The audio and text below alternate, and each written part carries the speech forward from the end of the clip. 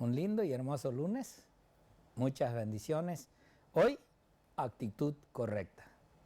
Aunque en estas historias, son dos historias muy lindas, en una parece como que al principio el trato de Jesús no es muy correcto, como que no va con lo que nosotros hoy sabemos de Jesús, ¿verdad? Pero vamos a poder entenderlo y comprender a través de estas palabras que hoy nos da la lección de escuela sabática. Antes de iniciar, vamos a entrar entonces a una oración y vamos a pedirle a Dios que Él sea el que nos dirija. ¿Te parece bien? Vamos entonces a la oración. Oremos. Señor y amante Padre, hoy en este día lunes, Señor, pedimos tu bendición y rogamos, Padre, que nos des entendimiento y comprensión de estas historias que nos has dejado plasmadas en tu palabra. Que todo, Padre, lo que hemos entendido y comprendido de tu palabra tiene un propósito, aún, Padre, para los tiempos en los cuales se vivieron, como también en los tiempos hoy de nosotros, que a través de ellos nosotros podemos comprender más que nada tu palabra. Te pedimos que te quedes con nosotros, que tu Espíritu esté en nuestro medio y que todo, Señor, sea para poder corregir nuestra vida y poder, Padre, entender y comprender las actitudes que nosotros tenemos que tener con los demás. Te pedimos este favor y te lo suplicamos en el precioso nombre de Jesucristo Jesús. Amén. Amén.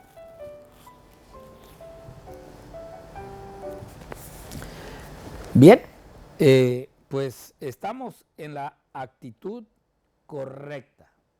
Aunque como decimos, ¿verdad? Pues en esta historia de San Mateo, el libro de Mateo, capítulo 15, que tenemos del versículo 21 al 28, y el libro de Marcos, capítulo 14, del versículo 6 al 9. Vamos a leer lo que es primero, Mateo 15, 21 al 28, para poder entender. Allí en el libro de San Mateo, capítulo 15, versículo 21 al 28, a ver si lo podemos ver ahí en pantalla. Mateo 15, 21 al 28. Nos dice ahí la palabra de Dios. Mateo capítulo 15, versículo 21. Dice así: saliendo Jesús de allí, se fue a la región de Tiro y de Sidón.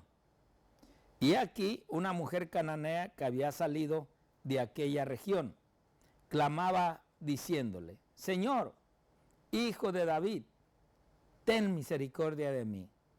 Mi hija es gravemente atormentada por un demonio. Pero Jesús no le respondió palabra. Entonces, acercándose de sus discípulos, le rogaron diciendo: despídela, pues da voces tras nosotros. Él respondiendo dijo: no soy enviado sino a las ovejas perdidas de la casa de Israel. Entonces ella vino y se postró ante él diciendo: Señor, socórreme. Respondiendo él, dijo: no está bien tomar el pan de los hijos y echarlos a los perrillos. Y ella dijo: sí, Señor, pero aún los perrillos comen de las migajas que caen de la mesa de sus amos. Entonces respondió Jesús y dijo: oh mujer, grande es tu fe, hágase contigo como quieres. Y su hija fue sanada desde aquella hora. ¡Wow! Esta historia realmente es impresionante. Ver primeramente la actitud de los discípulos de Jesús. Bueno, ellos pues eran judíos, ¿verdad? Y tenían a toda esta gente como lo más despreciable. O sea, para ellos no había ni que cruzar palabra, menos rozarse. Pero Jesús ahí les muestra a ellos realmente que dentro de esta región, dentro de esta gente, había fe, había un corazón dispuesto a poder aceptar lo que Dios enviara. Había confianza, había seguridad. Ellos pensando en Jesús como el rey de la actualidad para su tiempo. El rey que se iba a sentar literalmente en una mesa y iba a dirigir a un pueblo, a una nación, y que aún los iba a libertar. Mientras los del pueblo pagano para ellos no tenían oportunidad de salvación. Ellos eran los únicos que se iban a salvar, ellos eran los únicos que tenían esa relación directamente con el Dios del cielo, que había librado al pueblo de Israel, que había hecho grandes milagros, que había tumbado las vallas de Jericó y que tantos milagros que Dios había hecho, ese era el Dios de ellos. Pero no creían que había otras naciones, otros pueblos, que realmente creían en ese mismo Dios. Hoy en día puede estar pasando lo mismo. O sea, creemos muchas veces que muchos tienen sus dioses y que adoran a otros dioses, y es verdad. Pero también dentro de esos pueblos, de esas creencias, de esas religiones, puede haber gente, ¿verdad?, que no tanto adoran, sino buscan la verdad. No se llenan con lo que escuchan, con lo que les hablan, sino están buscando la verdad.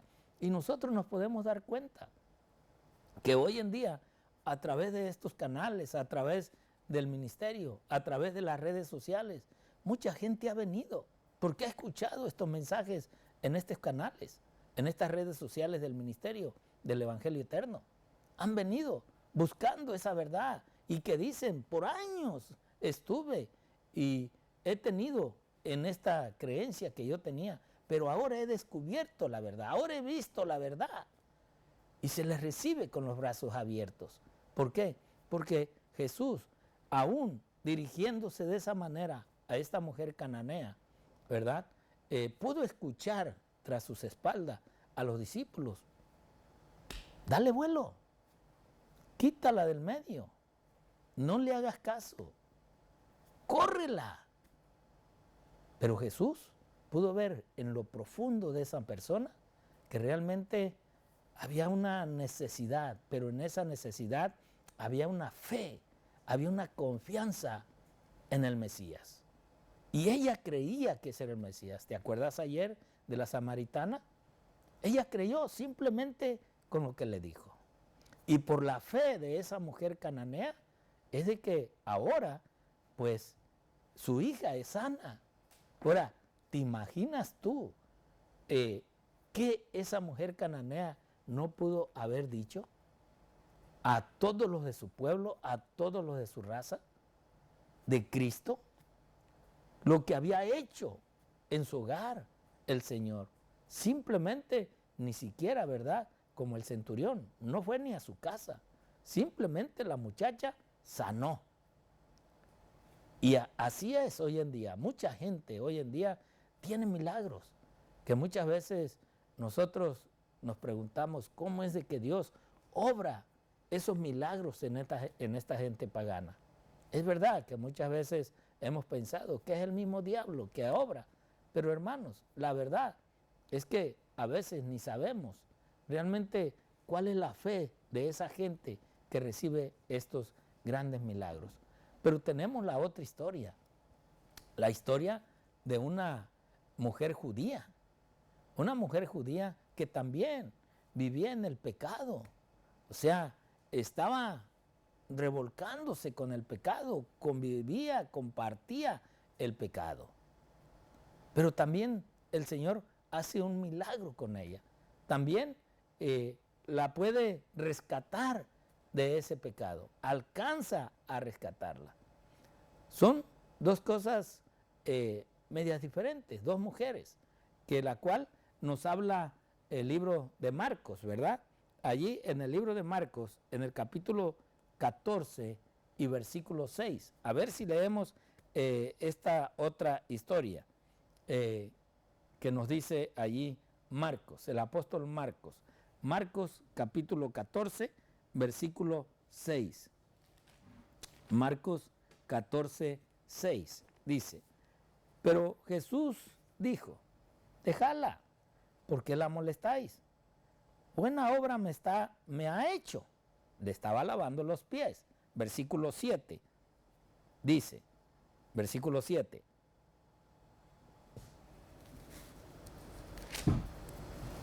¿Ok? Siempre tendréis a los pobres con vosotros, y cuando queráis les podréis hacer bien. Pero a mí no siempre me tendréis. Miren ya, Cristo ahí está hablando de la muerte que iba a tener, de lo que le iba a suceder, lo que iba a pasar, ¿verdad? Y entonces Él les empieza a explicar, versículo 8, 14:8. Esta ha hecho lo que podía, porque se ha anticipado a ungir mi cuerpo para la sepultura. Versículo 9. De cierto os digo que donde quiera que se predique este evangelio, en todo el mundo, también se contará lo que ésta ha hecho para memoria de ella. O sea, realmente esta mujer agradecida podía dar testimonio con aquello que para ellos era tan caro, y como ellos decían, ¿verdad? Si supiera quién le está tocando, quién le está lavando, o sea, para ellos el pecado estaba ahí.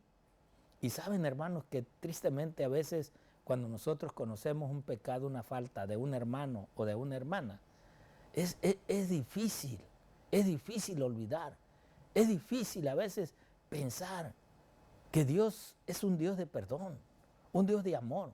El problema está en nosotros, que nosotros no sabemos perdonar, no sabemos amar a una persona que hemos escuchado, que hemos visto en el pecado y que sabemos que está pecando, o que sabemos que a veces vivió eso, pero para nosotros no, muchas veces el perdón no va, porque no sé qué esperamos ver cuando nosotros no conocemos realmente las intenciones de su corazón. No sabemos cómo él o ella puede estarse relacionando con Dios. Quiero leerles este párrafo de la sierva del Señor, que nos dice así en el libro El deseado de todas las gentes, en la página 366. Dice así: Cristo conocía la situación de esta mujer, la cananita, ¿verdad? Él sabía que ella anhelaba verle y se colocó en su camino, ayudándola en su aflicción. Él podía dar una representación viva de la lección. A ver, me lo cambiaron, que quería enseñar. Para esto había traído a sus discípulos. Vean, o sea, Jesús sabía el encuentro que iba a tener. Por eso pide a los discípulos que vayan, para que puedan ver. Y yo creo que muchas veces nosotros, cuando salimos, cuando estamos en la calle o de compras, al primero que debemos de pedirle que camine es a Cristo. Si podemos ver lo que estábamos viendo, esa es la segunda parte. La primera, ¿ok? Entonces dice, deseaba que ellos viesen la ignorancia existente en las ciudades y aldeas cercanas a la tierra de Israel. O sea, los canaítas, pues allí estaban, cerca de ellos, ¿verdad? Pero que ellos pudieran ver realmente esa ignorancia que tenían acerca de ese Dios que ellos clamaban, que ellos adoraban, que ellos decían tener. Entonces, el Señor tiene que tomar a sus discípulos para enseñarles una gran lección. Ahora sí, el siguiente párrafo que nos pusiste, ¿ok? Dice, el pueblo al cual había sido dada toda oportunidad de comprender la verdad, no conocía las necesidades de aquellos que le rodeaban. O sea, ni siquiera sabía qué necesidades tenía el vecino. No nos pasa eso muchas veces a nosotros. El vecino allá a un lado, pero ni sabemos qué está pasando, ni sabemos qué le sucede.